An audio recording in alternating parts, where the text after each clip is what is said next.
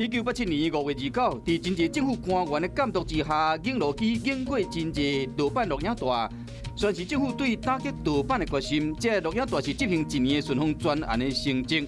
过来真流行盗版产业，和美国开始在经贸谈判上对台湾施压。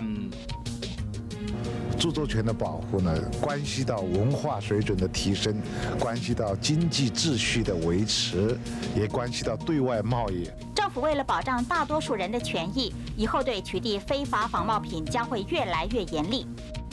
1992年5月29日，经过1年的审查，2摆修改，未了6轻宽平案有条件的通过。6轻的开工，不但是对于我们的投资意愿的提升有所帮助。对于这个整个台湾我们的经济发展，它的这个产值都有很大的贡献。